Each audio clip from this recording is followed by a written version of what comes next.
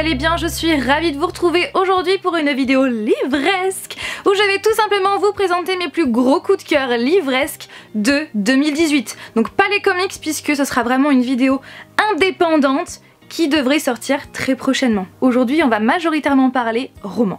Je m'assois et donc on commence maintenant. Sur cette étagère qui se trouve juste là se trouve une bonne partie de mes coups de cœur 2018. Donc venez, on se rapproche. Mes coups de cœur de 2018 commencent ici et s'arrêtent là. Donc ce livre-là, Rune, c'est le premier tome de la saga, donc Rune de Edna Walters. Je vous le conseille vivement. Ce n'est pas un coup de cœur de 2018 mais de 2015 et clairement cette saga je l'aime d'amour. Ça parle de Rune, ça parle d'un univers qui est extrêmement génial que je vous conseille vivement. Sinon pour mes coups de cœur de 2018, je commence avec mon petit Patch Cipriano. Donc c'est la saga Les Anges Déchus par Becca Fitzpatrick. Donc j'ai lu les 3 premiers tomes, à savoir Hush Hush, je suis fan des couvertures. Ensuite nous avons Crescendo. Et pour terminer, Silence. Et le 4e tome s'intitule Final, mais je ne l'ai pas encore lu. Il m'attend sagement dans ma pile à lire, mais j'ose pas le lire parce que c'est le dernier de la saga. Après, je ne reverrai plus Patch et Nora, donc j'ai pas envie de le lire pour le moment. Mais en tout cas, c'est une saga que j'adore parce que ça parle des anges. C'est un univers que j'adore, que j'aime d'amour, vous le savez. D'ailleurs, 2018 a été placé sous le signe des anges en termes de mes lectures. Et j'espère que ça va continuer ainsi. Cette saga, je l'aime d'amour, avec une histoire vraiment extrêmement prenante, avec Nora, l'héroïne principale, qui est le genre d'héroïne que j'adore, et puis Patch. Voilà, c'est Patch quoi, c'est vraiment l'un de mes book boyfriends préférés. La saga Nuit écarlate par Mary Hall. Cette saga déjà, comme vous pouvez le voir, les couvertures sont trop belles, vraiment, et pareil pour le 3e tome qui m'attend sagement dans ma pile à lire. Et le 4e tome n'est pas encore sorti en version française. Donc le premier tome c'est le Carnaval diabolique et le second c'est le Club des morts. Alors j'essaye de vous montrer les couvertures, sont ce fameux halo lumineux. Donc le premier tome parle de vampires et le second parle des zombies. Ce n'est pas du tout les vampires et les zombies tels qu'on les connaît vraiment. C'est un univers qui est juste génial, c'est l'histoire de Pandora en fait, qui est néphilim, qui est mi-humaine, mi-démon. Elle a le démon, la luxure en elle et il va lui arriver plein de choses et elle va faire face à une prophétie. Bref, c'est une histoire qui est extrêmement addictive, avec un univers, des univers extrêmement bien ficelés, c'est novateur et puis Asher quoi. Asher! C'est Asher quoi. Je continue sur cette étagère avec Zell, l'ange mercenaire, le tome 1. La clé par Calypso Caldine chez les éditions Hugo Roman que j'avais reçu de leur part. Et je pense que vous l'avez compris, Zell parle d'ange, donc je suis extrêmement bien servie, n'est-ce pas? Et c'est vraiment un univers qui est extrêmement bien ficelé, bien décrit, qui est hyper addictif, avec Kendra, l'héroïne qui est l'une de mes héroïnes préférées. J'adore son comportement, elle ne se laisse pas marcher sur les pieds et Zell est juste incroyable. Encore une fois, il fait partie de ma liste de mes book boyfriends préférés. Et vraiment, lisez-le, et Calypso, sache que j'ai hâte de lire la suite. Et je crois que la saga que je vais vous présenter maintenant, c'est mon plus gros coup de cœur saga de 2018. Je ne sais pas comment j'ai fait pour vivre sans avoir commencé cette saga, puisque je ne l'ai pas encore terminée. Il s'agit de la saga Luxe de Jennifer L. Armentrout, avec le premier tome Obsidienne, le second tome Onyx et le 3e tome Opale. Cette saga est juste incroyable, vraiment. Donc à l'heure actuelle, il y a donc un tome 4, un tome 5, un tome 1.5 et le tome 5.5 est sorti tout récemment, que sur liseuse malheureusement, mais il est très très court. Je les ai tous et j'ai hâte de continuer, c'est une saga que j'aime d'amour. Cathy qui va faire la rencontre des jumeaux Black, Dee et Damon Black qui sont ses voisins et elle va voir qu'ils ont un comportement assez étrange, ils sont assez mystérieux et c'est encore une fois un univers que j'aime. Quand on rentre dans l'univers de Luxe, on n'a pas envie d'y ressortir. Et Damon, oh là là, Damon c'est Damon, encore une fois l'un de mes book boyfriends préférés, vous l'avez compris et vous le savez, hein, j'aime cette saga. Je vous en parle tellement souvent, donc je vous la conseille vivement. Autre saga coup de cœur de cette année, c'est une saga New Adult. C'est donc la saga Il était une... j'ai un bon réflexe hein. Il était une fois de Emma Chase. J'ai mon cœur qui bat sans l'heure. De Emma Chase qui est juste là. J'ai reçu cette saga de la maison d'édition Hugo Roman et avant de vous parler brièvement du résumé, clairement j'adore ces couvertures avec ce style de carte à jouer. Donc pour faire vraiment court, le premier roman c'est l'histoire de Nicolas Pembroke, le prince héritier du trône de Wescoe. Un jour il va aller à New York et il va faire la rencontre de Olivia dans une pâtisserie puisque Olivia est la pâtissière de cette pâtisserie et il va être un petit peu, voilà, un petit peu rentre-dedans envers Olivia et Olivia qui n'est pas contente de son comportement va lui envoyer une tarte en pleine poire sans savoir que c'est Nicolas Pembroke, le prince héritier du trône de Wescoe, et je ne vous en dis pas plus. Et le tome 2 c'est l'histoire de Henry, le frère de Nicolas, qui va participer à une télé-réalité comme le Bachelor. En fait c'est lui le Bachelor, il a plein de prétendantes pour trouver sa lady et il va faire la rencontre de Sarah, la sœur d'une des participantes. Et le troisième tome est lié, centré sur Ellie, la sœur de Olivia qui est dans le tome Nicolas.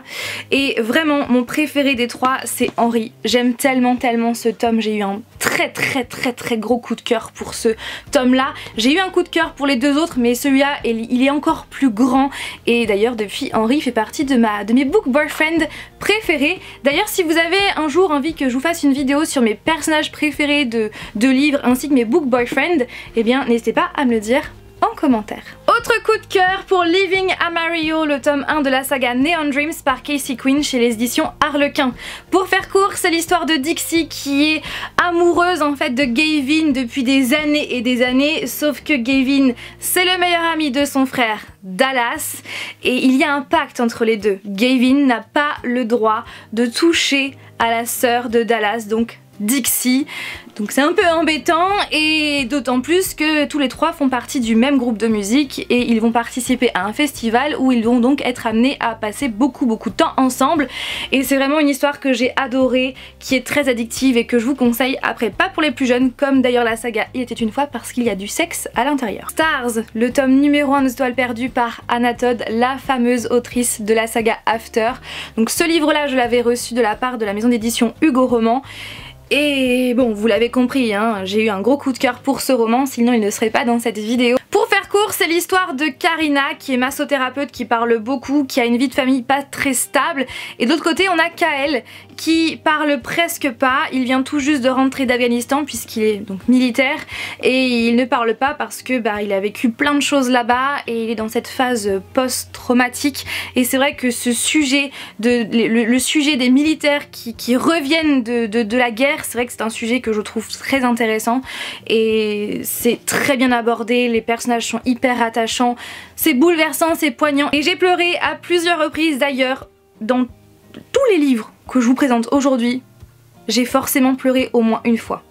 Ça c'est sûr, et j'ai hâte de lire la suite qui devrait sortir au mois de février. Vous le savez, je suis fan de Gatsby le Magnifique, comme vous pouvez le voir, de Francis Scott Fitzgerald, et en 2018 j'ai eu l'idée de relire pour la seconde fois ce roman pour confirmer ou pas mon gros coup de cœur, et clairement je l'aime toujours autant, c'est toujours mon livre préféré de tous les temps. Donc moi j'ai lu cette version là, donc c'est la version traduite par Julie Walkenstein chez Flammarion, et clairement par rapport à la première traduction que j'ai lue, donc j'avais lu en 2015, non je l'ai lu en 2014 je crois, donc j'avais lu cette version là, donc c'est une traduction par Philippe Jaworski, donc avec la dust jacket du film, et en dessous on a cette couverture là, donc c'est par Folio, et clairement cette traduction je l'avais trouvée un petit peu chaotique par moment, mais franchement si vous voulez lire ce roman avec une bonne traduction, je vous conseille celle de Julie Walkenstein et pas du tout celle de Philippe Jaworski. Voilà, gros conseil, parce que celle-là est beaucoup plus fluide, beaucoup plus facile à lire je trouve, donc voilà, petit conseil. Après c'est vrai que comme vous le savez j'ai pas mal de versions différentes, donc pourquoi pas un jour lire toutes les versions françaises et un jour vous faire une vidéo où je vous conseille les meilleures traductions de Gatsby le Magnifique. Pourquoi pas. Sur cette étagère il n'y a que des one-shots et je vais vous présenter tout d'abord La Chambre des Merveilles de Julien Sandrel qui est, je crois, le livre le plus bouleversant que j'ai lu en 2018. Donc c'est chez les éditions Calman Levy et donc c'est l'histoire de Louis qui a 12 ans qui va aller à l'école en skateboard et sur le chemin il va se faire percuter par un camion. Le diagnostic est très lourd, il est dans le coma. Sa mère qui est extrêmement dévastée et ça se comprend totalement. Elle va découvrir sous son matelas un carnet, le carnet des merveilles où à l'intérieur Louis a écrit toutes les choses qu'il aimerait faire dans sa vie. Donc c'est là que sa maman a une idée. Réaliser tout ce qu'il y a dans cette liste, dans ce carnet des merveilles, pour ensuite en parler à Louis, pour lui montrer qu'il doit s'accrocher, que la vie vaut la peine d'être vécue. Ou alors, dans le cas contraire où il ne s'accroche pas à la vie, et bien comme ça il aura pu par le biais de sa maman, et bien faire toutes ces choses-là qui sont dans son carnet. La plume de Julien Sandrel est juste incroyable, avec un message vraiment magnifique. Il faut profiter de ses proches, il faut profiter de la vie parce qu'on ne sait pas de quoi demain est fait et ce livre est génial, je vous le conseille. J'ai reçu de la part de la maison d'édition Hugo Roman, je crois que c'était le premier livre que j'avais reçu d'eux en 2018, c'est Comment disparaître par Sharon Usroth. C'est l'histoire de Vicky qui n'a pas vraiment d'amis à l'école et elle va un jour créer un compte Instagram, donc sous le pseudo Vie Curieuse, où elle va à partir de là poster des photos qu'elle a photoshopées avec en légende « Je vous vois, vous n'êtes pas seul, je suis là » et à partir de là, elle va avoir de plus en plus de followers, elle va être extrêmement connue en fait. Sauf que son entourage et les gens du lycée ne savent pas que c'est Vicky qui est sous le pseudo Vie Curieuse. Ce roman, je l'ai trouvé génial, il a vraiment parlé à la lycéenne que j'étais, je me suis vraiment retrouvée dans ce roman. Bon après sans la partie Instagram puisque à mon époque il n'y avait pas Instagram, Instagram n'existait pas, mais clairement tous les lycéens et les lycéennes devraient le lire. Et autobiographie de Christina Lauren que j'avais reçue de la part de la maison d'édition Hugo Roman. Et en plus de ça, j'avais reçu un autographe de Christina et Lauren puisque ce sont deux autrices. Alors c'est vrai que je dois vous avouer qu'au départ j'avais un petit peu peur avant de lire ce roman puisque le seul livre que j'avais lu avant celui-là c'était, donc de Christina Lauren, c'était Beautiful Bastard le tome 1 que j'avais aimé sans plus que cela en fait. Mais en fait pas du tout, ce n'est pas du tout comparable, je dirais même que ce roman est plus mature aussi. C'est une romance homosexuelle que j'ai trouvée vraiment addictive, que j'ai adorée, que j'ai trouvée touchante. Et donc c'est l'histoire de Tanner qui va participer à un séminaire puisque sa meilleure amie lui a lancé le défi. Et à ce séminaire, il va rencontrer Sébastien et clairement, croyez-moi, le livre est beau à l'extérieur, et bien il est aussi beau à l'intérieur. Vous le savez ou peut-être pas, je suis une très grande fan de Freddie Mercury et du groupe Queen et ce depuis des années et des années et des années. Et c'est vrai que même si je savais pas mal de choses sur la vie de Freddie Mercury, j'avais envie d'en savoir plus, donc il y a quelques mois j'ai acheté cette biographie que j'ai donc lue en fin d'année. C'est donc Freddie Mercury par Selim Raour chez les éditions Fayard et je kiffe grave la couverture. Et je vais vous lire directement la 4e de couverture parce que je trouve que ça résume parfaitement. Après avoir mené l'enquête plusieurs années et rencontré de nombreux proches de l'artiste, Selim Raour va au-delà du mythe, révèle les failles et les secrets de Freddie Mercury. Il raconte l'incroyable destin de Farrokh Bulsara, indien parsi né à Zanzibar, élevé près de Bombay et devenu l'un des chanteurs britanniques les plus célèbres du XXe siècle. Un portrait intime et inattendu. Voilà, ça résume parfaitement cette biographie et c'est ça que j'ai aimé, c'est que Selim Raour, donc l'auteur, est allé directement voir l'entourage de Freddie Mercury pour en savoir plus sur lui. Je trouve ça génial et en plus ça, à l'intérieur il y a des photos de Freddie ainsi que du groupe Queen. Je suis trop fan et j'ai appris beaucoup de choses grâce à cette biographie que je vous conseille si vous êtes fan de Freddie Mercury. Je trouve que c'est un must-have, il faut le lire. En 2015 ou en 2016, je ne sais plus, de toute façon vous aurez la chronique en barre d'informations, j'ai eu un énorme coup de cœur pour ce roman. C'est La folle rencontre de Flora et Max par Martin Page et Colline Pierret par la maison d'édition L'École des loisirs. Bon effectivement il ne paye pas de mine mais l'intérieur est juste incroyable et depuis la première fois que je l'ai lu, ce roman fait partie de mes romans préférés de tous les temps. C'est un roman épistolaire puisque Flora et Max s'envoient des lettres. Flora est en prison puisqu'elle a violemment tapé une fille qui l'a harcelée à l'école, donc elle s'est retrouvée en prison pour quelques mois. Et Max est chez lui, mais il ne veut pas sortir parce qu'il a la phobie en fait de sortir. Dès qu'il met un pied dehors, eh bien il est pris de panique, donc il ne veut pas sortir de chez lui. Du coup on a deux visions de la liberté. Flora veut sortir mais elle ne peut pas car elle est en prison. Et d'un autre côté on a Max qui lui ne veut pas sortir parce qu'il a peur de sortir, mais il a tout à fait le droit de sortir. Il n'est pas en prison comme Flora. C'est un livre qui est juste génial, qui est magnifique, avec un échange de lettres qui fait évoluer chacun de ces deux personnages et clairement je vous conseille ce roman. Et sachez que depuis peu, ce roman est sorti en version poche, si ça peut vous intéresser. Et justement, en allant chez Cultura, je me suis aperçue donc que ce roman était en version poche. Et à côté, je vois un livre avec un titre qui parle aussi de Flora et Max, par Martin Page et Colline Pierret aussi. Et là, mon sang n'a fait qu'un tour. C'est ce roman. Les nouvelles vies de Flora et Max, donc par Martin Page et Colline Pierret, toujours chez l'École des loisirs, qui est donc la suite du roman que je viens de vous présenter. Et je n'étais pas au courant, et c'est vraiment la suite que j'attendais, c'est la suite parfaite, qui est géniale, j'adore. Et clairement ce n'est pas du tout comparable parce que ce n'est pas un roman épistolaire, bon même s'ils s'échangent quelques mails, c'est pas un roman épistolaire, c'est vraiment deux livres complètement différents et je les aime d'amour, clairement je les aime d'amour et comme vous pouvez le voir il y a beaucoup d'évolution entre les deux couvertures, entre les deux histoires, l'avant et l'après et merci de l'avoir écrit parce que c'est la suite que j'attendais. Ce n'est pas un roman mais un recueil de poésie, c'est Love Her Wild par Atticus chez Michel Lafon.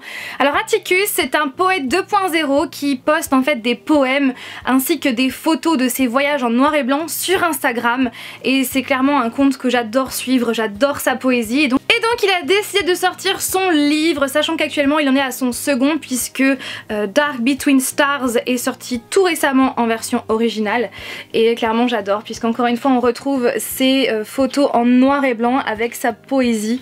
Hop, comme vous pouvez voir, elle ne s'ennuyait pas, elle était juste impatiente de vivre une autre aventure. Je suis exactement comme ça. L'étape la plus difficile que nous devons franchir, c'est d'avoir aveuglément confiance en qui nous sommes. New York est la ville la plus silencieuse que je connaisse. Ce n'est que parmi des millions de battements de cœur que l'on peut entendre une cigarette se consumer sur un balcon de Brooklyn. Un jour je peindrai le parfait coucher de soleil si seulement je pouvais trouver les mots.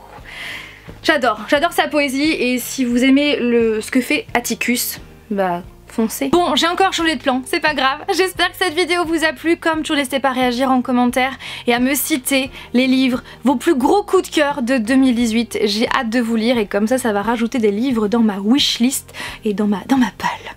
Sur ce, je vous fais plein de bisous et je vous dis à dimanche prochain pour une nouvelle vidéo. Bye.